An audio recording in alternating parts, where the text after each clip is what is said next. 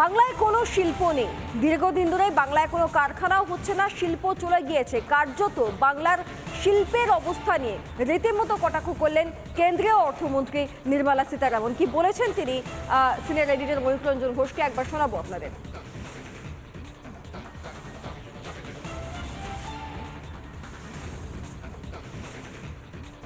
Leaving the state because of the lawless নিয়ম কানুনের কোনো তোয়াক্কা TMC. এই রাজ্যে কেউ করেন এবং সেই জন্য সমস্ত বড় বড় শিল্পগুলো রাজ্য ছেড়ে চলে গিয়েছে অন্য রাজ্যে, Merely because you're constantly আরো চলে যাচ্ছে।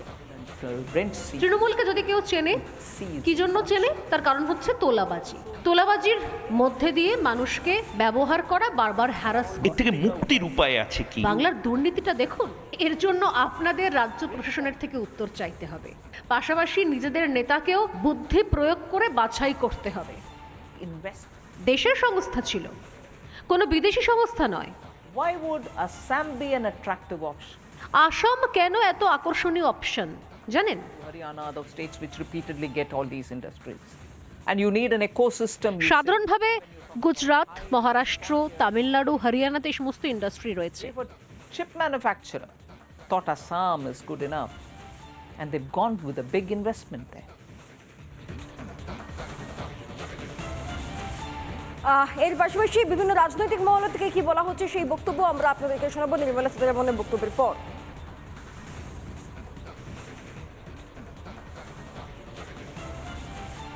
শিল্প নেই, কাজ নেই, কর্মসংস্থান নেই, বাথরুম পেলে কমিশন দিতে হয়, এত কাটমানির অত্যাচার। একটা 12,000 টাকার বাথরুম নিতে গেলে কাটমানি, এমনকি শ্মশান কবরস্থান যে 2,000 টাকা, তাতে 500 টাকা কমিশন দিতে হয়। মানুষ বিতশ্রদ্ধ হয়ে যায়, কোনো পরিষেবা নেই, শুধু ভাষণ। দেখুন, শিল্পের বন্ধাভূমিতে পরিণত হয়ে গেছে বাংলা। প্রথমে সিপিএমের 34 বছরের শাসন এবং তারপরে মমতা বন্দ্যোপাধ্যায় 12-13 বছরের শাসনে সম্পূর্ণরূপে বাংলার যে শিল্প সম্ভাবনা, সেই শিল্প সম্ভাবনাকে বিনষ্ট করে দেওয়া হয়েছে। বাংলা এই মুহূর্তে শিল্পের শ্মশান। এমনকি বাংলাতে যে শিল্পপতিরা বাস করেন, থাকেন, তারা পর্যন্ত বাংলায় শিল্প স্থাপন করছেন, তারা অন্য রাজ্যে গিয়ে শিল্প স্থাপন করছেন। যে জায়গাটা দিয়ে যাচ্ছি এটাই একটা সন্ত্রাস কবলিত অঞ্চল। এখানকার যে প্রাক্তন কাউন্সিলর, ওনার একমাত্র কাজ হয়েছে তোলাবাজি করা। আমরা এটা করতে দেবো না, ভেঙে দেবো এটাকে। হাওড়াবাসীকে ইতিমধ্যেই যশস্বী প্রধানমন্ত্রী মেট্রো দিয়েছেন। আমরা চাইবো এর এক্সপ্যানশন। বেলুড় মঠ একটা হিউম্যান রিসোর্স ডেভেলপ সেন্টার, যেখানে তো আমরা চাইবো বালিখাল অবধি, ওদিকে ধুলাগড় পর্যন্ত মেট্রোর এক্সটেনশন। আমরা চাইবো ডানকুনি অঞ্চল, ফুরফুরা শরীফ, বরগাছিয়া পর্যন্ত রেলওয়ের এক্সটেনশন। আমরা এখানে হাওড়াকে ইন্ডাস্ট্রিতে আবার নিয়ে আসতে চাই, সেখানেতে আবার শিল্পপতিরা ফিরে আসবে। আমার স্থির বিশ্বাস ডবল ইঞ্জিন সরকার হবেই, শিল্পপতিরা হাওড়ায় আসবে, হাওড়া পুনরুজ্জীবিত হবে, আবার ইস্টের শেফিল্ড, তকমা, হাওড়া ফিরে পাবে। অর্থমন্ত্রী, তাকে প্রশ্ন করুন যে সিঙ্গুর থেকে টাটা চলে গেল গুজরাটের সানন্দায়, সেখানেও কেন টাটা কোম্পানির ধোঁয়া ওঠা বন্ধ হয়ে গেল? আজকে কেন্দ্রের সার্বিক অসহযোগিতা সত্ত্বেও এমএসএমইতে ভারতবর্ষের মধ্যে প্রথম রাজ্যটার নাম Bangla. Bengal global business global সামিটে প্রত্যেক বছর আন্তর্জাতিক এবং জাতীয় স্তরে হাজার হাজার লক্ষ লক্ষ কোটি টাকার ইনভেস্টমেন্ট হচ্ছে এই বাংলায়। অন্যদিকে ভারত সরকার বা ভারতের শাসক দল ইলেকটোরাল বন্ডের নামে জোর করে শিল্পপতিদের থেকে অর্থ নিয়ে আর ভারতবর্ষের সমস্ত প্রফিট মেকিং সংস্থাগুলোকে তারা বিক্রি করে দিচ্ছে। মমতা ব্যানার্জি বলেই সেই সম্পূর্ণ পিছিয়ে পড়া বাংলাকে আজকে উন্নয়নের শিখরে নিয়ে গেছেন। মমতা ব্যানার্জি না থাকলে বামফ্রন্ট আমাদের রাজ্যকে যে জায়গায় রেখে গিয়েছিল, নিলামেও কেউ নিত না। বাংলায় শিল্প তারুয়া দল মন্ত্রিসভা চালাচ্ছে। যখন বিরোধী আসনে ছিল তখনও তারা বামফ্রন্টের যে শিল্পের উদ্যোগ বুদ্ধদেব ভট্টাচার্যের নেতৃত্বে তাকে ধ্বংস করেছে। তারপরে এই 13 বছর ধরেও এমন কোনো দৃষ্টান্ত স্থাপন করতে পারেনি যে এই রাজ্যে বিনিয়োগ হবে। বিনিয়োগের করার মতো অবস্থা এই রাজ্যে নেই, পরিবেশ নেই। সুতরাং এই রাজ্যে শিল্পপতিরা শিল্প স্থাপনে আগ্রহী নন। তৃণমূল মানেই হচ্ছে একদিকে দুর্নীতি আর একদিকে হচ্ছে ধ্বংস। এই দুর্নীতি আর ধ্বংসের প্রতীক হচ্ছে তৃণমূল। স্বাভাবিকভাবেই শিল্প স্থাপনে যারা উদ্যোগী, ল্যান্ড, লেবার, ক্যাপিটাল, অর্গানাইজেশন এবং তার সাথে মার্কেট, এইগুলি হলে হয় শিল্প। সুতরাং শিল্পটা হয় এবং শিল্পটা চালু থাকে, এই সবগুলি হচ্ছে এই রাজ্যে তৃণমূলের হাতে আজকে ধ্বংসপ্রাপ্তি ঘটেছে। এই মুহূর্তে ব্রেকিং নিউজের দিকে নজর রাখছি। প্রথম থেকেই তৃণমূল করত ছত্রধর মাহাতো, জঙ্গল মহলে দাঁড়িয়ে স্বীকারোক্তি মমতা ব্যানার্জির। তাহলে জনসাধারণের যে কমিটি, সেই কমিটি কি ধোঁকা? মাওবাদী বলে কি কিছুই ছিল না? তাহলে বামেরা যে অভিযোগ তুলতো, সেই অভিযোগ কি কোথাও গিয়ে তাহলে সত্যি?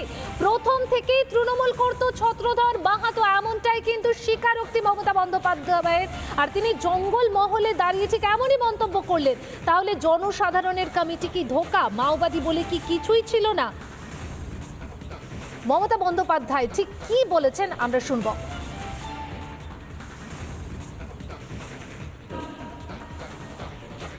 তখন তাদের এবং সিপিএমের হারমাতদের দ্বারা আমাকে তখন ছত্রধর আমার ব্লকের প্রেসিডেন্ট ছিল। ছত্রধর কিন্তু তৃণমূল কংগ্রেস করতো তখন, 2008 সালের কথা বলছি আমি। তারপরে সেই ডেড বডিগুলো নিয়ে আমরা মেদিনীপুরের চৌরাস্তায় গেলাম। ওখানে 4 ঘন্টা 5 ঘন্টা ধরে প্রতিবাদ হলো। তারপরে ডেড বডিগুলো নিয়ে আমরা তাদের গ্রামে গেলাম। এই থেকে আমার জঙ্গল মহলে আসা। যখন ভয়ে লালগড়ে কেউ যেত না, ওই পিড়া কাটার জঙ্গল পেরিয়ে আমি কিন্তু দিনের পর দিন গিয়েছি। আমার গাড়ি আটকে দিয়েছে, অনেক ঘটনা ঘটিয়েছে, পিড়া কাটা থেকে শুরু করে ভাদুতলা থেকে শুরু করে। গোপীবল্লভপুর তো আন্দোলনের কেন্দ্রবিন্দু ছিল। আমি এগুলো কি করে ভুলবো? সুতরাং জঙ্গলমহল যে কোনো কারোর থেকে আমি খুব ভালো বুঝি। শুনলেন আপনারা মমতা বন্দ্যোপাধ্যায় ঠিক কি বলেছেন। জঙ্গল মহলে দাঁড়িয়ে স্বীকারোক্তি মমতার। প্রথম থেকেই তৃণমূল করত ছত্রধর মাহাতো। আর মমতা বন্দ্যোপাধ্যায়ের এই মন্তব্যের পরে রাজনৈতিক মহল থেকে মিলেছে প্রতিক্রিয়া। তৃণমূল, বিজেপি কি বলছে এই প্রসঙ্গে শুনবো। অবশ্যই মাওবাদীদের সে সময় ব্যবহার হয়েছিল মাওবাদীরা, এবং মমতা বন্দ্যোপাধ্যায় যে নীতিতে বিশ্বাস করে আমরা সবাই জানি, কাজের বেলায় কাজী, কাজ ফুরলেই পাজি। তো স্বাভাবিকভাবে কিষাণজি এটা ভালো বলতে পারবে তাকে কীভাবে মমতা বন্দ্যোপাধ্যায় ব্যবহার করেছিলেন এবং তারপরে ছুঁড়ে ফেলে দিয়েছিলেন। গুজি, সিমি, মাওবাদী এরাই তো তৃণমূল। সমস্ত মাওবাদী যারা ছিল তারা দল বদল করে তৃণমূলের জামা পরে নিয়েছে 2011 সালের পর। কিষাণজিও তৃণমূল আর ছত্রধর মাহাতো তৃণমূল। আমরা তো দেখেছি মোটরসাইকেলের পিছনে বসে কতটা স্বচ্ছন্দভাবে তৃণমূল কংগ্রেসের নেতারা তথাকথিত পরিবর্তনের আগে ঘোরাফেরা করতেন। ছত্রধরের ছেলেও তো চাকরি পেয়েছে শোনা যাচ্ছে। আমরা সুচিত্রা মাহাতোকেও দেখেছি, তার রাইটার্স বিল্ডিং এ তার আত্মসমর্পণ দেখেছি। জঙ্গলে থেকে কি সুন্দরভাবে রূপচর্চা করে এসে তিনি আত্মসমর্পণ করেছিলেন সেটাও আমাদের মনে আছে। আমরা কিষাণজির ভালোবাসা দেখেছি, আবার কিষাণজিকে এই রাজ্যের মাটিতে খুন হতে দেখেছি। কারণ তৃণমূলের ভালোবাসা আর কসাইয়ের ছাগল পোষার মধ্যে কোনো পার্থক্য নেই।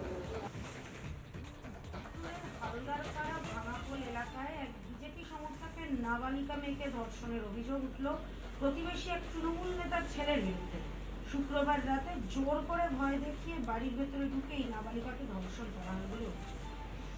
তারপরে পুলিশ নিশ্চয়ই অভিযোগ নেয়নি, নিশ্চয়ই পুলিশ অভিযোগ নেয়নি। এসপি কে ফোন করলে বলে এসপি বলবেন ব্যাপারটা দেখছি। এই তো চেহারা দাঁড়িয়েছে। এই যে শাহজাহানের আমলে, শাহজাহান যখন জেলের বাইরে ছিল তখন যেভাবে রাতের পর রাত মহিলাদের পিঠে বাড়াবার ছল করে, তাদের ছল তো না জোর করে পিঠে বাড়াবার নাম করে তাদের পার্টি অফিসে ডেকে পাঠানো হতো। সেখানে শিবু হাজরার সর্দার, কি সর্দার ডেকে বলবি, এরা ওইসব সাঙ্গপাঙ্গরা নিয়ে বসে থাকতো। তারা ওদের সামনে মদ খেত, নানা রকম অঙ্গভঙ্গি করতো, এবং তারপরে যেটা করতো আর সেটা না বলাই ভালো। এ বিষয়ে আজকে একটা তৃণমূলের অত্যন্ত কাছাকাছি দৈনিকে, বহুল প্রচারিত দৈনিকে আজকে এই নিয়ে খবর বেরিয়েছে, এবং এটা আজকে আমি সোশ্যাল মিডিয়ায় তুলে দিয়েছি। টুইটারে, টুইটার তো না এখন এক্স হ্যান্ডেল বলে, এক্স হ্যান্ডেলে তুলে দিয়েছি।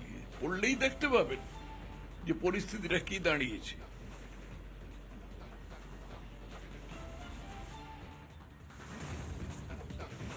2011 সালের 20শে মে মমতা ব্যানার্জি মুখ্যমন্ত্রী হওয়ার আগে প্রত্যেক দিন সংবাদ মাধ্যমে বা টিভি মিডিয়ায় এমন একটা দিনও যেত না যেদিনকে মাওবাদীদের হাতে কোনো না কোনো তৃণমূল কর্মী বা কংগ্রেস কর্মী বা বামফ্রন্ট কর্মী বা পুলিশ বা সাধারণ মানুষের হত্যার খবর আমরা পেতাম না, মৃত্যুর মিছিল আমরা দেখতাম না। মমতা ব্যানার্জি মুখ্যমন্ত্রী হওয়ার পর সেই জঙ্গলমহলে হাসি ফুটিয়েছেন। যারা মানুষকে খুন করার জন্য বন্দুক ধরতেন তাদেরকে পুলিশের লাইনে নিয়ে এসে তাদেরকে দেশের সুরক্ষার জন্য বন্দুক ধরিয়েছেন। জঙ্গলমহল আজকে হাসছে, এটা মমতা ব্যানার্জির জন্যই সম্ভব হয়েছে।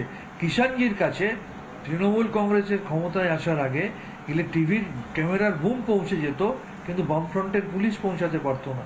সেই কিষাণজিরও যা পরিণতি হওয়া সেটা কিন্তু মমতা ব্যানার্জি মুখ্যমন্ত্রী হওয়ার পরেই হয়েছে।